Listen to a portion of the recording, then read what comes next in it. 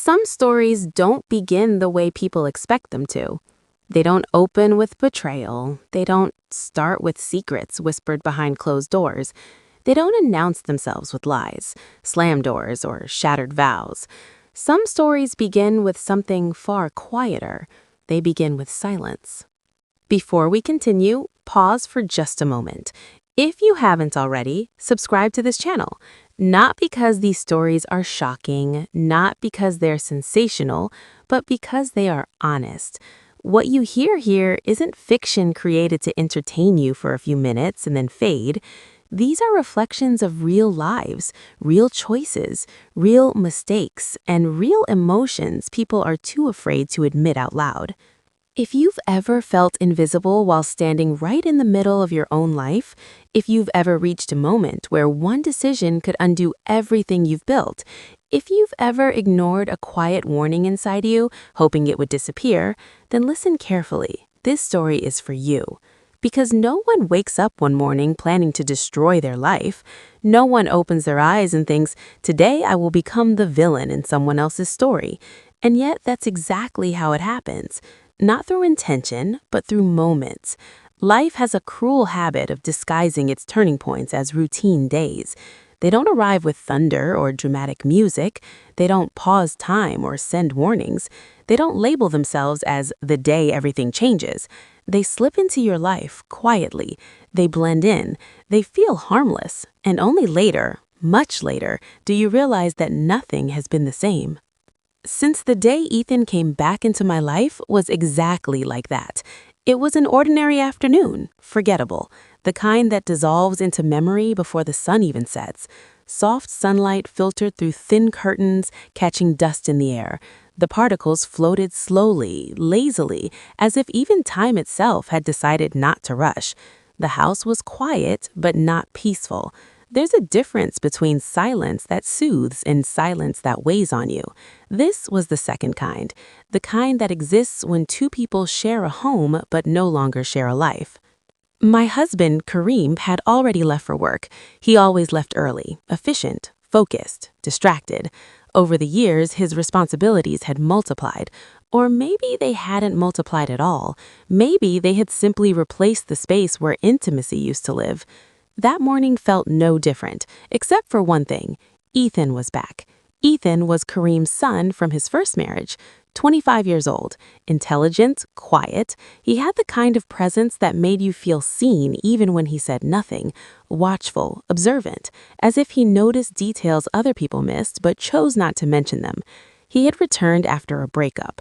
Not the dramatic kind, just the slow, hollow kind that drains you from the inside out. Kareem mentioned it casually one morning, as if he were commenting on the weather. Ethan's going to stay with us for a while, he said, already scrolling through his phone. There was no discussion, no pause to ask how I felt, no acknowledgement that the balance of our home was about to change. And just like that, it did. At first, everything was polite, too polite.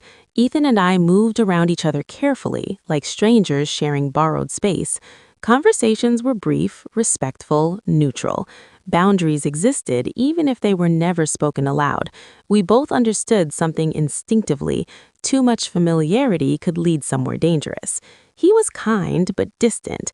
I was courteous but guarded, because peace in a household often survives on what goes unsaid. I told myself this arrangement was temporary, that he would heal, that he would leave, that nothing would change. I was wrong. That afternoon, I was in my bedroom, preparing for another formal gathering, another obligation, another performance Kareem insisted we attend, another event tied to work, appearances, expectations. Dresses were scattered across the bed. One by one, I picked them up and rejected them. Too tight, too dull, too unfamiliar. Each one felt like it belonged to someone I no longer recognized. Lost in thoughts, I didn't hear the door open. A voice broke the silence. Care. The word stopped halfway. I turned. Ethan stood frozen in the doorway. For one suspended second, neither of us moved. Confusion crossed his face, then embarrassment, then panic. He turned away so quickly he nearly lost his balance. I'm sorry, he muttered, already pulling the door shut. And just like that, it was over. Nothing inappropriate happened, nothing intentional, nothing that could be explained out loud, but something shifted. I stood there, heart racing, face burning, my body reacting before my mind could catch up. I told myself it was nothing, but deep down, I knew better. From that moment on, Ethan's presence felt heavier. Not threatening, just noticeable. I became aware of his footsteps in the hallway, his voice drifting from another room, the spaces he occupied, and I hated myself for noticing. I hated how something so small could disturb the fragile order I had carefully built around my life. Kareem noticed nothing. "Ethan needs time," he said one evening, barely looking up from his phone. "He'll stay as long as he needs." I nodded. I always nodded. Ethan, unlike Kareem, listened more than he spoke. Where Kareem filled silence with schedules and obligations, Ethan respected it. Where Kareem spoke in absolutes, Ethan observed in questions, and that difference mattered more than I wanted to admit. One night, Kareem worked late. Ethan and I ate dinner together for the first time. Halfway through the meal, he spoke quietly. "She left," he said. "No bitterness, no anger, no drama, no fight.